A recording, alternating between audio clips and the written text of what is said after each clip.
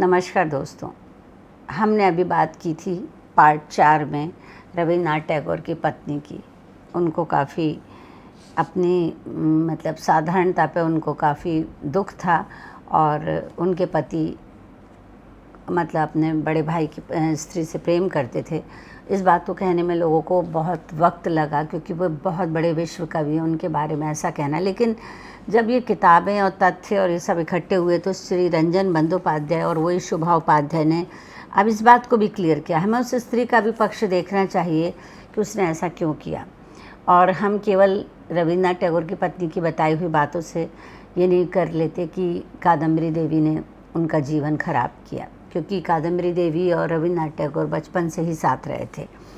तो इसके बारे में मैं इस किताब का पूरी कहानी आपको इसलिए नहीं सुना सकती क्योंकि ये वास्तव में इसका नाम ही है कादम्बरी देवी का सुसाइड नोट। अगर मैं पूरा सुसाइड नोट आपको पढ़ के सुना दूंगी तो फिर आप पुस्तक में क्या पढ़ेंगे फिर।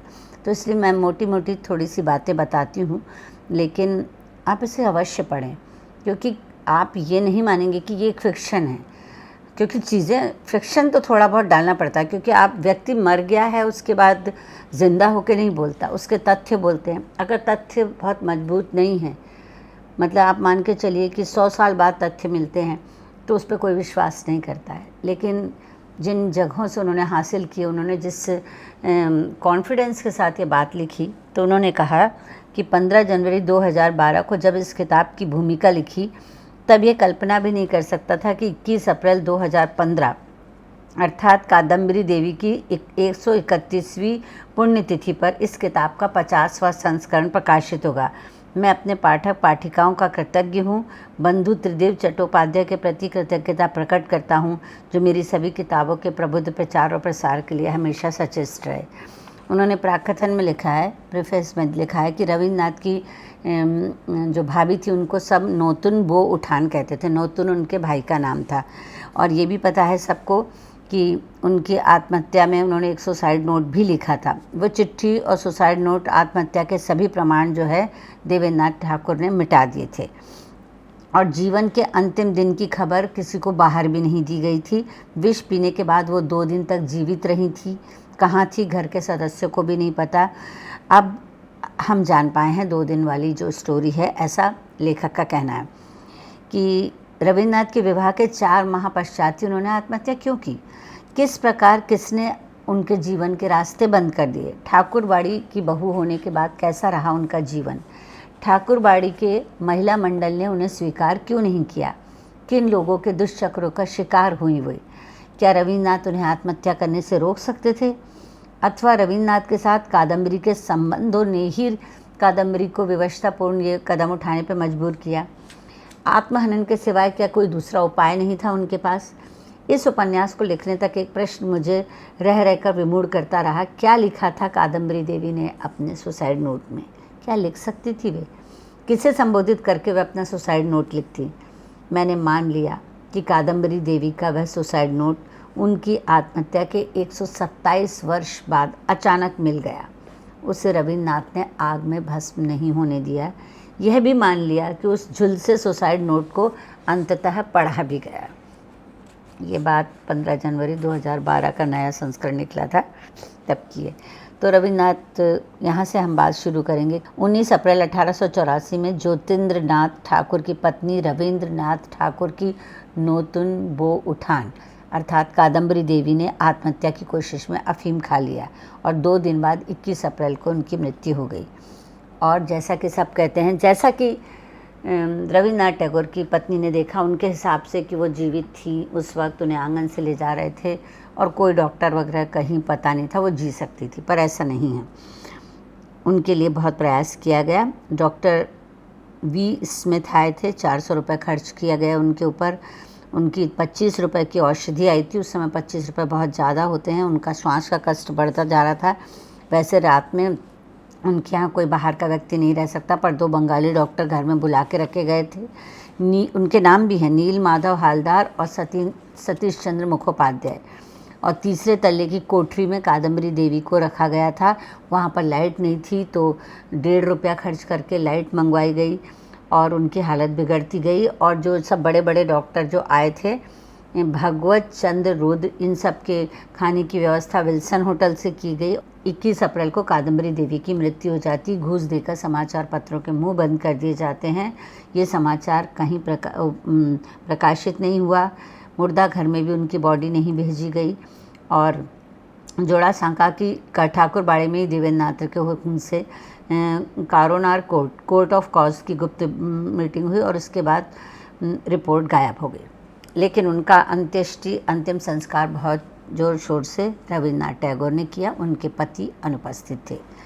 अब इसके बाद उनकी आत्महत्या के बाद रविन्द्रनाथ टैगोर, तब उस समय मतलब उनकी पत्नी थी, 4 महीने के बाद ही उन्होंने आत्महत्या की थी। उसके बाद जो मंजली बहू थी ठाकुरानी ज्ञानदा नंदिनी देवी, जो उस समय पूरे घर की हेड थी शारदा चौधरी के जाने के बाद, वो ज्योतिन्द्रनाथ को, कादम्बरी देवी के पति को, रविन्द्रनाथ टैगोर को लेकर घूमने के लिए जहाज़ से निकल गई। अब क्या वेदना थी, क्या थी, ये संभव नहीं है। और झुलसती जो चिट्ठी थी, उनके पिता ने कहा रविन्द्रनाथ टैगोर के कि उसको अग्नि में डाल दिया जाए।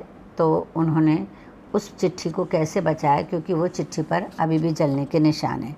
तो वो चिट्ठी के बारे में आपको इतना बताती हूँ कि ये चिट्ठी संबोधित की गई प्राणों से प्रिय रवि को, और उन्होंने इस चिट्ठी में पूरा अपने प्रेम का वर्णन किया, कैसे उन्होंने उन दोनों की दोस्ती हुई, कैसे उनका प्रेम पनपा, और उसके बाद किस तरह से वो उनके ही पति ने उनके लिए उनके पति को सब कुछ पता था, पर इस कादम्बरी देवी के इस उपन्यास में कादम्बरी देवी ने बताया कि वो पहले रविन्द्रनाथ टैगोर की मित्र थी, क्योंकि उन दोनों में 2 बरस का अंतर था, और वो दोनों खूब प्यार से रहते थे। और कादम्बरी देवी को इसलिए उस घर में ज़्यादा नहीं पूछा जाता था, क्योंकि पिराली ब्राह्मण की मतलब इतना अच्छा वो नहीं मिलता था। पर कादम्बरी देवी सांवली थी पर बहुत सुंदर थी। और कादम्बरी देवी का दुख ये था, उन्होंने ये लिखा है कि मेरा दुख ये था कि मेरे पिता उस घर के नौकर थे, जो कि दरवाजे पे बैठे रहते थे और सारा सब्जी अब्जी लाने का काम और पूरा किराना और ये सब जो है उनके पिता लाते थे। उनको समधी जैसा सम्मान कभी नहीं मिला, और वो चाहती थी कि वो वहाँ से चले जाएं। ये बात हालांकि बहुत बाद में हुई और उनको वहाँ से हटाया गया, तब जाके कादम्बरी देवी को सुकून आया। पर ये उन्होंने व्यथा अपनी रविन्द्रनाथ ठाकुर से उन्होंने बयान की।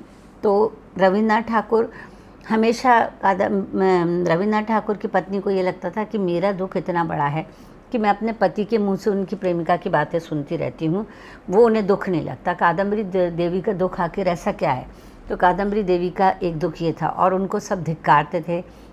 और फिर धीरे धीरे सबको रविन्द्रनाथ टैगोर वाली बात पता चल गई, तो और धिक्कार बढ़ती चली गई। पर चूँकि रविन्द्रनाथ टैगोर जब तक घर में रहते थे, कोई उनको मतलब सामने से अपमान नहीं कर सकता था। और जबकि उनके भी घर के लोगों ने उनके घर की एक लड़की से शादी की थी, और उसी कॉलोनी की गंदी सी गली में कादम्बरी देवी रहती थी। और तब तो बहुत दुबली पतली काली सी थी, लेकिन दोनों में अच्छी दोस्ती हो गई। उन दोनों ने पूरा एक उपवन बनाया, कहाँ पर घर के ऊपर ही एक उपवन बनाया, जहाँ पर उनके प्रेम की बातें होती थी, कविता लिखी जाती थी। और कादम्बरी देवी को अच्छे से पढ़ने ये तय किया गया, सबने जब धिक्कारा कि ज्योतिर्नाथ इतने विद्वान थे, ये सब थे, तो मंजली बहू जो है उनको धिक्कारा गया ज्ञानदा नंदिनी देवी को कि तुमने ऐसी स्त्री क्यों चुनी। बोली पिराली ब्राह्मण होने के कारण कोई अच्छी बहू नहीं मिल रही थी, तो ये लाया। तो बोले मैं इसको मांझ के अच्छा सा परफेक्ट बना दूँगी। तो उन्होंने उसके लिए संस्कृत, इंग्लिश, हिंदी सबके लिए टीचर लगाए, और उन्हें पढ़ने का शौक़ था और समझदार वो बहुत थी, इसीलिए वो रविन्द्रनाथ के दिल में जगह पा सकी। उनको बहुत चिट्ठियाँ लिखते थे, हर बात उनको बताते थे। विदेश चले गए तो वो बिल्कुल अकेली पड़ गई, दुबली हो गई, सूख के बिल्कुल। तब रविन्द्रनाथ जब लौटे तब वो 21 साल की थी, रविन्द्रनाथ टैगोर 19 साल के थे। और लेकिन उन्होंने एक बात नोटिस की, ऐसा उनका कहना है, जबकि उनकी पत्नी का ऐसा कहना है कि उन्होंने मेरी सदा उपेक्षा की, वो अपने भाभी के प्रेम में लीन रहे।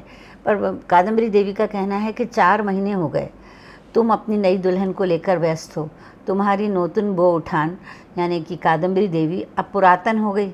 आजकल तुम भी अपने ज्योति दादा की तरह घर नहीं लौटते। पता चला कि उनके पति का कहीं प्रेम चल रहा था, इसलिए वो दुखी होकर रविन्द्रनाथ, मतलब हर व्यक्ति अपने आप को जस्टिफाई ये करता है कि हम सही हैं क्योंकि हमारा पति ऐसा है इसलिए हमने दूसरे आदमी से संबंध जोड़े। तो उस पूरे अंतःपुर में इसलिए ये सब कथाएं चली। देखिए, अंतःपुर की जितनी स्त्रियां थी जो उस घर में पैदा हुई थी और बाहर शादी होके गईं, उनके जीवन पनप गए, उनको अच्छे पति मिले, वो पढ़ी लिखी और उन्होंने सोसाइटी समाज में आगे बढ़ना सीखा। पर दुख है कि इतने पढ़े लिखे रविन्द्रनाथ टैगोर, द्विजेंद्रनाथ, देवेंद्रनाथ और ज्योतिर्नाथ सब, और उनकी पत्नियां बहुत साधारण घर से आईं। उससे कुछ नहीं होता कि साधारण घर से आईं, पर उन्होंने अपनी पत्नियों को आगे बढ़ने में कोई प्रयास नहीं किया। और दूसरी चीज़, वो डबल स्टैंडर्ड हुए। बाल विवाह का विरोध करते थे क्योंकि ये ब्राह्मण समाज वाले थे, तो बाल विवाह सब ने किया। और फिर उसके बाद विधवा विवाह का विरोध करते थे। इसका एग्जाम्पल है कि वो जेठ की बहू जो है वो विधवा हो जाती है, तो ये लोग कहते हैं इसको भगाओ, तो उसको वहाँ से भगा दिया जाता है ठाकुरबाड़ी से। जब उसको भगा दिया जाता है तो उसके पिता उसका विवाह तय कर देते हैं। जैसे ये बात पता चलती तो रविन्द्रनाथ टैगोर जाते हैं, क्योंकि इज्जत का सवाल है कि ठाकुरबाड़ी की बहू जो है विधवा विवाह कैसे करेगी, उसे खींच के वापस ले आया जाता है। तो ये डबल स्टैंडर्ड है। यहाँ रविन्द्रनाथ टैगोर की कोई बुराई नहीं कर रहा, पर बात ये हो रही है कि हम स्त्री के मन से भी तो जानें कि क्या वो वाकई में वो हैं जो वो लोग लिखते हैं। तो फिर उस समय क्या हुआ कि उनको पूरा ये हो गया कि वो 4 महीने तक, जब तक शादी हुई, वो अपनी पत्नी में लीन रहे और वो बहुत रोमांटिक कविताएं लिखते रहे। और ये सारी बातें जो है कादम्बरी देवी ने पढ़ ली। तो दूसरा उनका आत्महत्या का कारण ये हो गया कि रविन्द्रनाथ टैगोर मुझे भूल गए, क्योंकि उनको 2 पंक्तियां नज़र आईं कि यहाँ से जाओ पुरातन, यहाँ नूतन खेल आरंभ हुआ। अच्छा, अब उन्हें याद आई कि मेरी माँ के बारे में मैं कुछ जानती, मैं कभी अपनी बहनों से नहीं मिली, हो सकता है मेरी मृत्यु पे मेरे पिता को खबर भी ना की जाए। और ये लेकिन बहुत खुश थी। इन्होंने तब का वर्णन किया है कि मैं तुम मेरे हाथ के मतलब बोले मैंने देखा यहाँ 2 तरीके का भोजन बनता है, सरकारी और बेसरकारी। उसमें बोले मेरे हाथ की जो एक डिश है वो इनको खाना बहुत अच्छा लगता था। और फिर उसके बाद कहा जाता है कि 5 जुलाई 1868 को जिस दिन जन्मदिन होता है उस दिन विवाह नहीं किया जाता। इनका विवाह उसी दिन हुआ, किसी ने ध्यान नहीं दिया और उनके पति ने कहा कि मैं बाहर नहीं जाऊंगा, घर में ही विवाह होगा। सब उन लोग की ही चलती थी, तो उनके घर में ही उनका विवाह हुआ। उसके बाद वो वहाँ से कभी नहीं निकली। और उसके बाद जब ये विलायत गए तो उनकी जो मंडली जेठ बहू थी वो उनको ताना कसती थी कि हम तो एक से एक लड़कियां ले आते, एक से एक रिश्ते ले आते, पर सब लोग उनको धिक्कारते रहे। और इन 2 सालों में जब तक वो विलायत रहे उनकी हालत बहुत ख़राब हो गई। जब वो विलायत से लौटे तो दोनों ने अतिक्रमण की सीमा पार कर दी और वो बात फैल गई। और ये अपने दुख, अपने सब चीज़ें, ये दोनों दिन भर कमरे में लेटे ये कविता लिखते रहते उनके बिस्तर पे, और ये फूलों की माला पिरोती थी। और एक दिन उन्होंने वो माला भी उनको पहना दी। एक तरीके से उन्होंने उनको अपना कबूल कर लिया। और फिर उसके बाद जब ये सब चल रहा था, लेकिन उनको मेरे ख्याल से, तो मैं एक स्त्री हूँ, तो उनको जो 4 महीने की विवाह में के बाद रविन्द्रनाथ टैगोर ने पलट के कादम्बरी देवी की तरफ जब नहीं देखा तो वो निराश हो गए। अब वो अपना दुख दर्द किससे कहती, क्योंकि वो तो रविन्द्रनाथ टैगोर को सखा, प्रेमी और अपना बचपन का दोस्त सब मान के सब चीज़ें बताती थी। और अब उनके पति की बात भी पता चल गई थी उनको कि उनका कहीं और संबंध है, पर इस बात को उजागर नहीं किया है। अभी भी जब लोग बात करते हैं तो वो कहते हैं कि उन्होंने रविन्द्रनाथ टैगोर के कारण सुसाइड किया, पर उनके पास कई कारण थे। उनको धिक्कारा गया, उनके पति के कहीं और संबंध थे, और बचपन से रविन्द्रनाथ टैगोर उनके दोस्त थे। ठीक है, फिर उसके बाद धीरे धीरे ये सारी बातें बढ़कर इतनी बड़ी हो गई कि उन्होंने पहले भी एक बार आत्महत्या की कोशिश की थी, पर वो बचा ली गई। फिर बीच में एक बिहारी लाल चक्रवर्ती आते हैं जो ये विलायत में रहते हैं, तो उनसे प्रेम कर बैठती हैं और वो बहुत प्रेम करते हैं उनसे, लेकिन वो उनके प्रेम से इतना डर जाते हैं कादम्बरी देवी के कि वो आना बंद कर देते हैं। पर जब ये आते हैं तो ये दोनों बहुत प्रेम से रहते हैं। लेकिन तब उनकी पत्नी, मतलब आने के 4 महीने बाद ही कादम्बरी देवी की डेथ हो गई थी, तो इसलिए ये सारी बातें रविन्द्रनाथ टैगोर की पत्नी को खुद रविन्द्रनाथ टैगोर ने बैठ के सुनाई, और अच्छे से हर बात में उनका जिक्र करते थे, हर बात पे उनको याद करते थे। और कादम्बरी देवी सोचती थी कि वो अपनी पत्नी में बहुत लीन है। उन्हें नहीं पता था कि 4 महीने उन्होंने सिर्फ उन्हीं के बारे में बात की और उन्हीं की चीज़ें का जिक्र किया और उन्होंने बहुत लंबी, वो कहते थे तुम बहुत छोटे पत्र लिखती हो, उन्होंने इतना लंबा सुसाइड नोट लिखा, सारी चिट्ठियाँ कमरे में फैला दी। धीरे धीरे अफीम के नशे में वो चली गई। उनको बचाने का प्रयास सिर्फ रविंद्रनाथ ने किया, कोई नहीं चाहता था कि वो बचें। और फिर उसके बाद ये उनके साथ जो चंदन नगर जाके रहे, जब दोबारा इनको सज़ा के तौर पर विलायत भेजा जा रहा था कि ये गलत काम कर रहे हैं, तो ये जहाज़ से उतरकर सीधे चंदन नगर चले गए थे, जहाँ पर कादम्बरी देवी अपने पति के साथ रह रही थी। उनके पति भी दुखी रहते थे। अब उनके पति अगर अपनी कथा कहेंगे तो वो कहेंगे कि मेरी पत्नी बेवफा थी, तो मैं इसलिए मैं ऐसा हो गया, या मैंने दूसरी जगह संबंध कर लिए। तो कुछ चीज़ें क्लियर नहीं होती, वो फिक्शन में आ जा रही हैं। पर इसके बाद उन्होंने पूरा अंत तक पूरा वर्णन किया गया और उनके सामने ही उनका विवाह हुआ। ये उनको बहुत दुख लगा और पूरी उन्होंने जो पत्र लिखे हैं वो पढ़ने लायक पत्र है। और सारे पत्र, सब चीज़ें उन्होंने मेज़ पे फैला दी और दुनिया को कहा कि छुपाने के लिए कुछ नहीं है। पर उन्होंने कहा था कि मैं सिर्फ दुनिया को, अब मुझे किसी दुनिया का डर नहीं, लेकिन मुझे मालूम है मेरा कोई भी प्रमाण नहीं रखना दिया जाएगा। और वही हुआ। और फिर उसके बाद ज्योतिर्नाथ जो थे वो मंजली जो जेठानी हैं ज्ञानदा नंदिनी के साथ रहने लग गए थे। और जबकि उनके किसी और से भी, ज्योतिर्नाथ के किसी नटी का एक प्रेम पत्र भी मिला था। और इन्होंने खुल के स्वीकार किया कि मैं रविन्द्रनाथ टैगोर से प्रेम करती थी और वो मुझसे प्रेम करते थे। और उन्होंने अपने पत्र के साथ ही स्वयं को समाप्त कर लिया। ये एक दुखद प्रेम कथा है, लेकिन इसमें दोषी कौन है हम नहीं मतलब पता नहीं कर सकते। इसमें दोषी कौन है हम पता नहीं कर सकते, क्योंकि किसी भी चीज़ के, कोई भी बहुत पुरानी चीज़ है, वो भी 127 साल पुरानी चीज़ का आप तथ्य कहाँ से जुटाओगे। फिर भी थोड़े बहुत तथ्यों के सहारे जो एक ताना बाना रचा गया है वो बहुत दिल को छूने वाला है। मुझे भी इस कादम्बरी देवी के सुसाइड नोट का अंतिम पत्र जो है उनका पढ़ के दुख लगा, उतना ही दुख जितना रविन्द्रनाथ टैगोर की पत्नी के लगा।